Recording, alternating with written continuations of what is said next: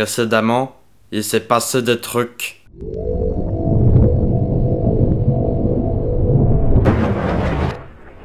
Amiral, nous avons réussi!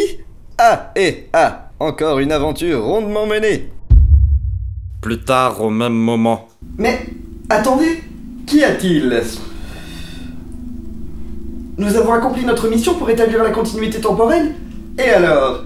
Eh bien, nous n'étions pas censés nous souvenir de notre réussite? Damned! Cela signifie qu'il reste encore des trous dans l'espace-temps! Mais non, amiral, cela signifie qu'il reste encore des trous dans l'espace... Bravo, amiral! Merci. Donc, remontons le temps encore plus loin pour réparer les fractures du continuum. À vos ordres, amiral.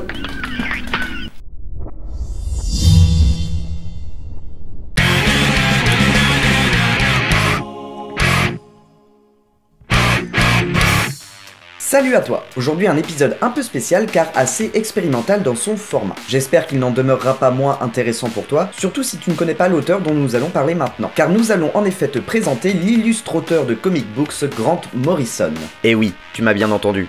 J'ai dit que nous allions te parler de cet auteur. Qui sommes-nous? Yanda, le critique fanboy. Laurent, l'auteur intello. Fred, le libraire aigri. Nous allons tous ensemble te présenter Grant Morrison et ce qu'il faut lire du bonhomme pour briller en société. Voilà de quoi on te parle, c'est parti.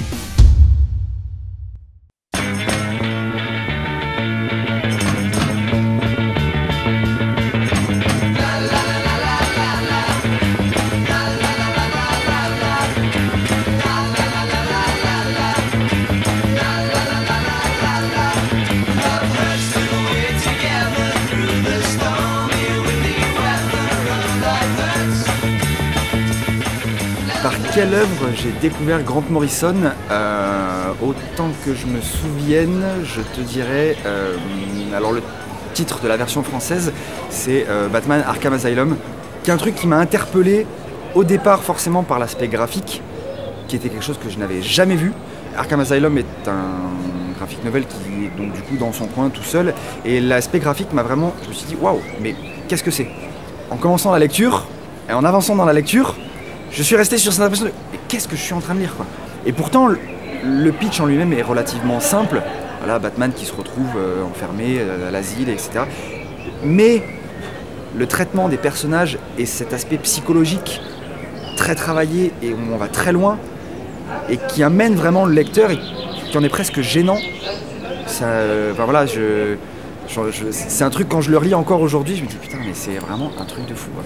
Alors, la première œuvre de Grant Morrison que j'ai lue, et où je l'ai identifié en tout cas comme étant de Grant Morrison, je pense que c'est We Three, nous trois, et comme toutes les œuvres que je lirai par la suite de Grant Morrison, elles étaient dessinées par Frank Quitely. Alors ce qui m'a plu là-dedans, déjà j'avais été très intéressé et alerté par le boulot de Quitely sur 2020 Visions en 97 pour Vertigo avec Jamie Delano, et déjà j'avais repéré un narrateur hors pair, mais je n'avais pas encore vu le plein potentiel que Frank Quitely aurait le jour où il rencontrerait son alter ego en scénariste, quelqu'un d'aussi fou, d'aussi quasi chamanique dans le sens d'un Moebius qui arrive à nous faire croire le temps d'une bande dessinée qu'on est en prise avec une autre dimension, tout à fait cohérente, tout à fait réelle.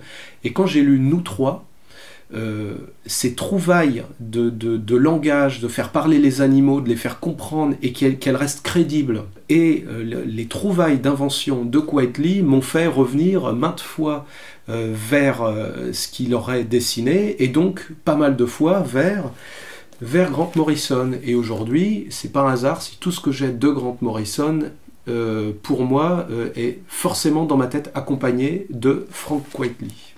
Le premier truc de Grant Morrison que j'ai lu, si je me souviens bien, ça devait être du X-Men, je pense que c'était New X-Men, et d'emblée, mais vraiment d'emblée, ça m'a déplu.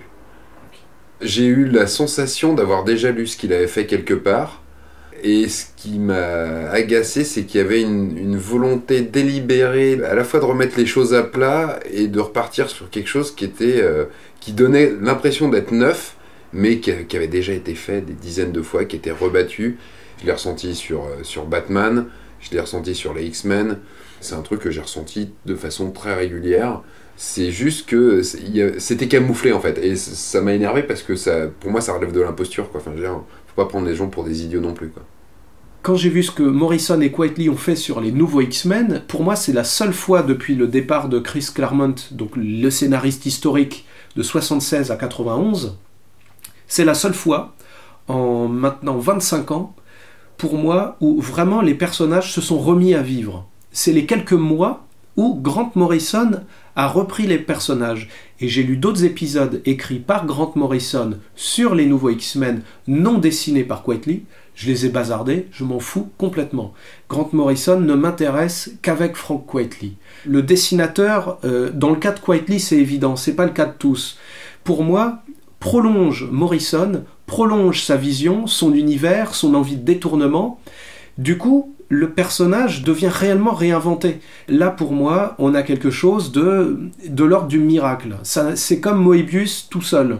Il y a très très peu d'exemples comme ça, ou Otomo au Japon, ou Will Eisner avec le Spirit. Ça se compte sur les doigts d'une main de Mickey amputée du pouce. Mais Grant Morrison, il arrive avec ses gros sabots en disant qu'il va tout changer. Bon, quand tu lis un peu de comics pendant plus de 3 ans, tu sais que rien ne change jamais en fait. Quand il y a un personnage qui meurt, c'est comme s'il avait une mauvaise grippe, on va le voir disparaître quelques temps, puis il va revenir plus en forme que jamais, un coup de cube cosmique, un puits de Lazare, enfin, il y a toujours une solution.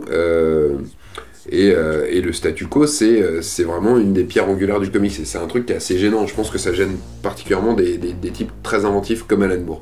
Grant Morrison, lui, s'est appuyé dessus pour, au contraire, pour dire que voilà, il allait bouleverser les choses, quoi. Et quand tu lis du Grant Morrison, généralement le scénario, c'est un truc que tu as déjà vu, la situation, elle est pas exceptionnelle, ces histoires, moi je les trouve bateaux au mieux quand c'est pas tout simplement ennuyeuse, quoi, pour ne pas dire chiante, et ces dialogues, ils sont pas ébouriffants, hein. Quand t'as lu du Garcenis, les dialogues de Grant Morrison à côté, ça n'a aucun relief, quoi, ça n'a aucun intérêt.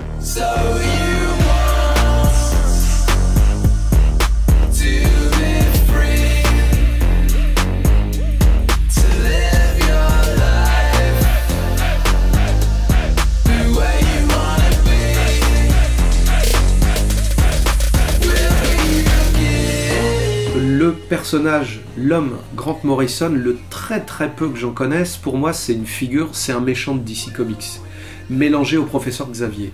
Il y a ce costume violet, ce crâne rasé, ses yeux perçants, ouais, un mélange de Lex Luthor et du professeur Xavier. Donc c'est-à-dire, c'est un beau serpent.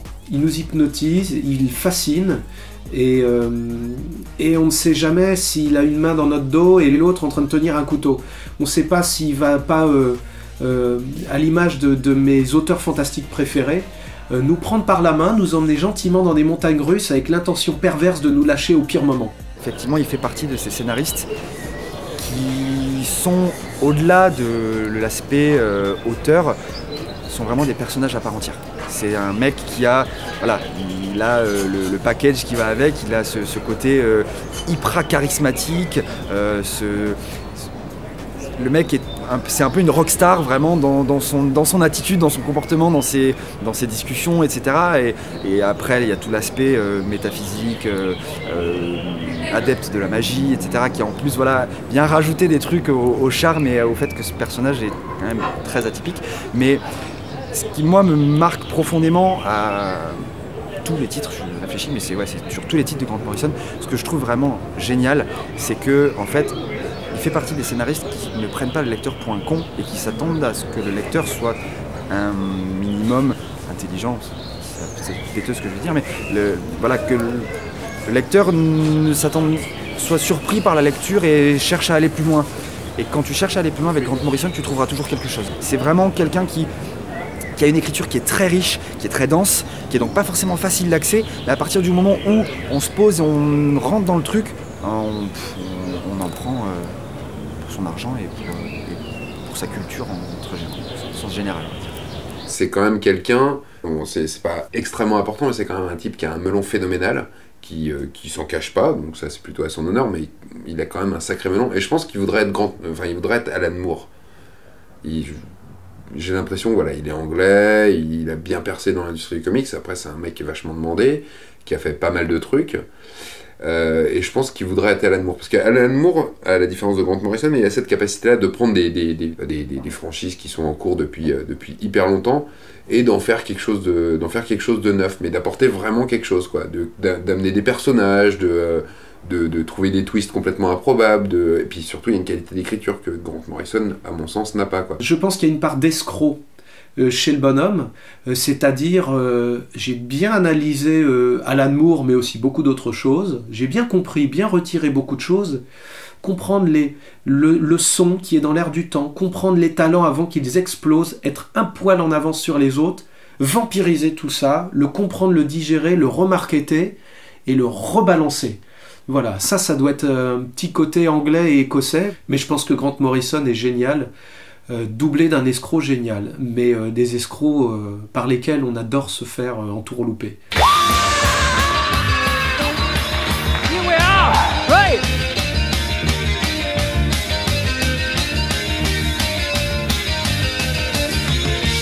Les seules fois où il a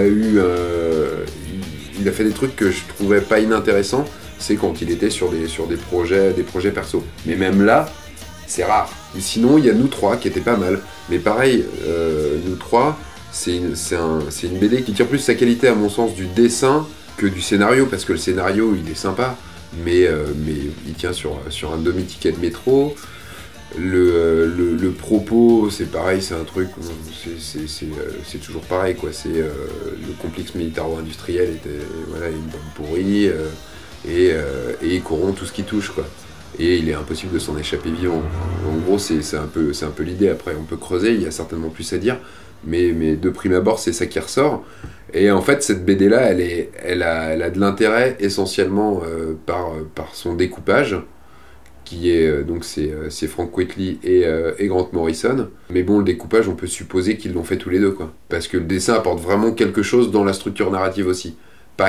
C'est pas que juste de la représentation de scénario, il y a aussi, il participe clairement de la structure, de la narration de l'histoire, quoi.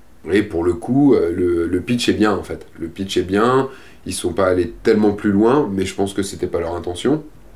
Donc du coup, ça donne un truc où t'as pas l'impression que le type essaye de pisser plus loin qu'il n'en est capable, quoi. Donc c'est ça aussi, c'est que il s'avance pas en disant voilà, je vais te raconter un truc, tu vas être sur le cul. Sur cette BD là, moi j'ai l'impression qu'il arrive sur ce comics, voilà, j'ai une petite histoire à vous raconter, elle est plutôt pas mal, quoi. Et de fait ça fonctionne vachement bien. Qu'est-ce que je conseillerais comme lecture de Grant Morrison, un truc récent, c'est Multiversity, qui a mis très longtemps à sortir. C'est un projet qui a été initialement démarré, si je ne te dis pas de bêtises, vers 2008. Il a commencé à en parler et ça a mis très longtemps à se faire. Voilà. Et comme on peut souvent craindre quand ça met du temps à venir et finalement quand ça vient, on est souvent déçu. Et Multiversity, ça a été un régal de A à Z sur tous les singles. Donc là, j'en ai ramené 3, dont notamment Pax Americana, qui est pour moi le chef-d'œuvre ultime. Pour pitcher un petit peu Multiversity, alors je vais pitcher plus sur la structure parce que l'histoire en elle-même, je préfère laisser aux gens le plaisir de la découvrir. Mais en fait, Multiversity donc, est une mini-série en 8 parties qui est encadrée par un numéro 1 de Multiversity et par un numéro 2 qui lance l'histoire et qui la conclut. Et ensuite, en fait, chaque numéro se concentre sur une terre parallèle et va raconter une histoire intervenant sur cette terre parallèle avec les personnages de cette terre parallèle. Et on est donc dans le multiverse New 52 qui comporte 52 univers différents, donc il y a de quoi faire. Il n'a pas fait 52 numéros, il en a fait du coup 6, sur 6 terres différents, et dont un qui s'appelle le Guidebook, où on retrouve justement à l'intérieur une espèce d'encyclopédie des différentes terres alternatives avec quelle version des personnages sont dessus, avec un petit artwork à chaque fois d'un artiste. Il y a plusieurs artistes sur ce titre-là qui chacun fait sa petite version et c'est du bonheur. Tous les numéros sont absolument géniaux. Voilà, ma préférence va à Pax Americana qui rassemble le duo mythique en plus, Grant Morrison, Frank Quitely, et où les deux revisitent Watchmen en 30 pages et c'est absolument sublime. Si je veux vous parler de mon œuvre préférée de Grant Morrison, donc toujours avec Frank Quitely, je vais pas être original, mais bon, ça va être mon angle, c'est Flex Mentalo. Pourquoi Flex Mentalo? Parce que déjà, c'est pas un personnage déjà habité de toute une mythologie qui l'empêcherait de prendre pleinement possession de la baraque et de pousser les meubles et d'ouvrir des pièces et d'enlever le toit. Parce qu'il est débarrassé de Bruce Wayne et de son obsession et de Gotham, parce qu'il est débarrassé de Clark Kent, de Superman, parce qu'il est débarrassé des X-Men et de toute la continuité Marvel. Dans Flex Mentalo, avec Quitely, les deux peuvent enfin raconter l'histoire que Morrison nous raconte à travers quelque part toutes ses œuvres, c'est-à-dire les portes qui existent entre notre réalité à nous et les mondes dans lesquels on se réfugie quand on est un gamin un peu autiste et qu'on se cache dans un coin pour lire Superman, Batman, du western, du super-héros, qu'importe. Dans cette BD-là, il ajoute les obsessions de la sexualité, de la virilité, le rapport au monde réel où on voit tout ce monde de Londres avec ses camés, ces gens coupés de la réalité, etc. Donc, toutes les obsessions morrisoniennes d'univers parallèles à la Matrix, et pour cause, sont dans Flex Mentalo, réédité récemment chez Urban Comics. Ça, c'est quelque chose de l'ordre du miraculeux. Et c'est ce qu'il y a, pour moi en tout cas, de plus important chez Morrison. Tu l'auras donc compris, Grant Morrison est un artiste qui divise pas mal les avis. Momo est en effet un personnage atypique, exubérant, et dont le caractère flamboyant se ressent dans son écriture parfois nébuleuse. Alors Yanda l'a évoqué tout à l'heure, et si tu te poses encore la question, je te le confirme, oui, Grant Morrison pratique ce que l'on appelle la magie du chaos. Un art mystique qui transpire de tous les concepts barrés que Morrison adore inclure dans ses histoires. Comme pour Kid Eternity. Oui, Grant Morrison est quelqu'un de génialement farfelu. Personnellement, j'aime beaucoup ce que fait Grant Morrison, même si certaines de ses histoires m'ont un peu moins intéressé que d'autres, justement parce qu'elles partaient un peu trop loin dans le délire mystique. Comme pour Kid Eternity. Car comme ils le disent dans South Park avec le second degré qui leur va si bien... C'est super complexe et trop cool. Ce n'est pas parce qu'une idée est complètement embrouillée et archi-complexe qu'elle est forcément cool. Ouais, il y a beaucoup de ça chez Grant Morrison. À noter aussi que Grant Morrison a été guitariste pour le groupe The Mixers au début des années 80. The Mixers, c'est la musique que tu as entendue durant tout le documentaire. Bref, que l'on parle de son long run sur Batman avec la création de la Batman Incorporated et le personnage de Damian Wayne, le 5e Robin et fils de Batman, ou bien de ses récits plus personnels comme Les Invisibles, qui est un précurseur et une inspiration pour la trilogie Matrix, il est certain que Grant Morrison a su marquer l'histoire des comic books d'une manière peu conventionnelle qui, encore une fois, n'est pas du goût de tous. Si tu veux découvrir cet auteur, Nous 3 est une très bonne porte d'entrée. Joe l'aventure intérieure n'est pas loin derrière. Et si ce sont davantage les super-héros qui t'intéressent, tu peux foncer sur les Grant Morrison présente Batman chez Urban Comics, ou bien sur le récit complet et hors continuité All-Star Superman, si tu n'as pas peur des doubles ou triples lectures. Voilà, j'espère que ce numéro un peu spécial de Voilà de quoi je te parle t'a plu. Si c'est le cas, n'hésite pas à le partager massivement autour de toi et à t'abonner si ce n'est pas déjà fait. Un grand merci à Yanda qui s'est prêté au jeu de l'interview. Allez voir sa chaîne, il fait des reviews de comics très sympas. Et je remercie par la même occasion Giancarlo Esposito, alias Gus dans Breaking Bad. Ouais, je le remercie pour son caméo involontaire.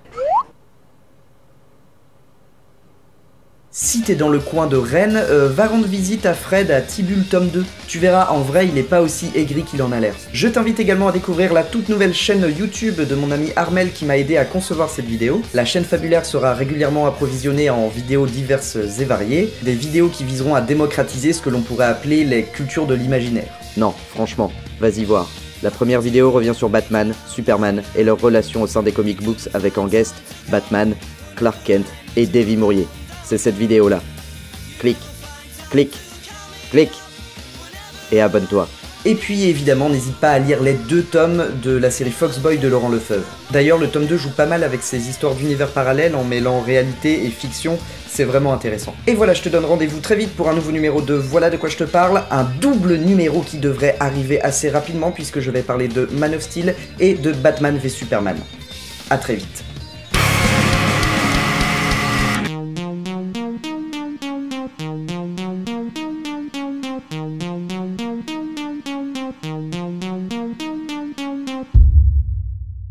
Quelque part en 2015.